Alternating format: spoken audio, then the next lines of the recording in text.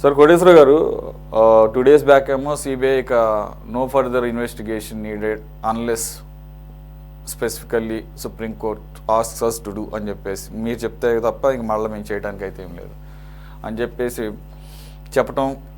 ఈరోజు వైఎస్ వివేకానంద రెడ్డి గారి జన్మదినం సందర్భంగా సునీత రెడ్డి గారు పులివెందులు వెళ్ళి తర్వాత ఆ నివాళులు అర్పించిన తర్వాత మీడియాతో మాట్లాడుతూ ఆవిడ చేసినటువంటి వ్యాఖ్యలు మరోసారి అన్నీ రీఇటరేట్ చేసుకుంటూ నాకు తనకి ఆవిడ చెప్తున్నది ఏంటంటే నిర్వేదం కూడా కనపడుతుంది. 6 years అయిపోయింది, ఇప్పటికీ హంతకులు ఎవరో తేలిపోయింది, దర్యాప్తు పూర్తయింది చెప్తున్నారు కానీ అది అసంపూర్తిగానే ఉంది, దాని గురించి కూడా మళ్ళీ పిటిషన్ వేశాను.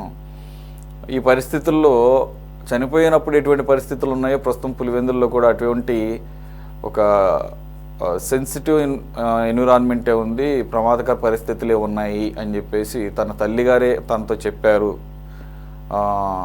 శుక్రవారం ఎంతవరకు రావటం ఎంతవరకు కరెక్ట్ అని చెప్పేసి సో వచ్చారు సునీత దంపతులు. అలాగే అక్కడ ఉన్నటువంటి ఎస్పీ గారిని కూడా కలిసి అప్డేట్ చేశారట కేసుకు సంబంధించిన.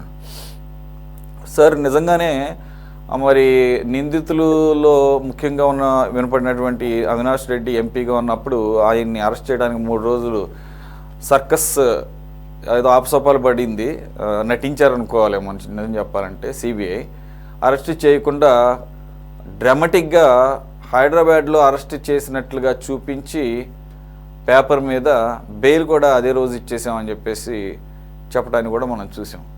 సో ఈ పరిస్థితుల్లో సునీత గారు చేసిన వ్యాఖ్యలు యాప్ట్గానే అనిపిస్తున్నాయి. సునీత గారు ఒక బాధితురాలు, తండ్రిని కోల్పోయినటువంటి బాధితురాలు. సహజంగానే కుటుంబ సభ్యులకి అలాంటి ఆవేదన ఉండటం సహజం. నిందితులుగా తేలినటువంటి వాళ్ళకి కఠినమైనటువంటి శిక్షలు పడాలని కోరుకోవడం కూడా తప్పేమి కాదు, సమర్థనీయమే.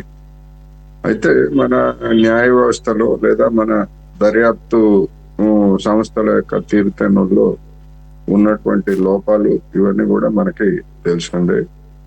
సిబిఐ సక్రమంగా వ్యవహరించిందా లేకపోతే మరొకట అనేటువంటిది అది కోర్టుకి సమర్పించేటువంటి సాక్ష్యాధారాలను బట్టి కోర్టు విచారణలో అది తేలాల్సి ఉంది.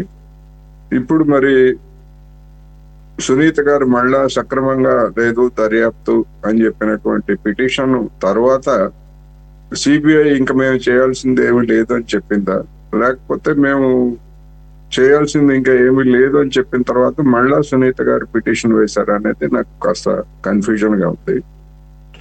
మన కేసు అన్ని వీటన్నిటిని ఫాలో అవుతున్నారు రజనీ గారు, దాని గురించి చెప్తారనుకుంటాను.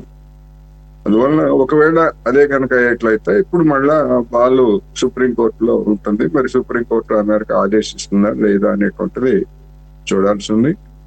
ఏమైనప్పటికీ న్యాయ వ్యవస్థలో ఉన్నటువంటి పనిచేసేటువంటి వాళ్ళు ఈ కేసులో ఉన్నటువంటి సున్నితమైనటువంటి అంశాలు కావచ్చు లేదా రాజకీయ పరమైన మొత్తం అటు మీడియాలోను మొత్తం జనంలోనూ జరిగినటువంటి చర్చను కూడా పరిగణలోకి తీసుకొని సాధ్యమైనంత త్వరగా దీనికి విచారణకు ముగింపు పలికి నిందితులకు అంటే కోర్టు ముందు ఉన్నటువంటి సాక్ష్యాలను బట్టి అనుకున్నది అది ఎప్పుడు ఆ షరతు మనం చెప్తాము.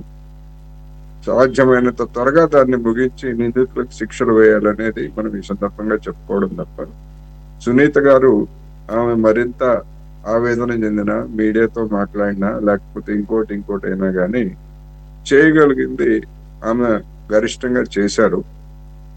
అంతకు మించి ఇంకా ఆమె ఏం చేయలేరు అనేది కూడా నేను ఈ సందర్భంగా భావిస్తున్నాను.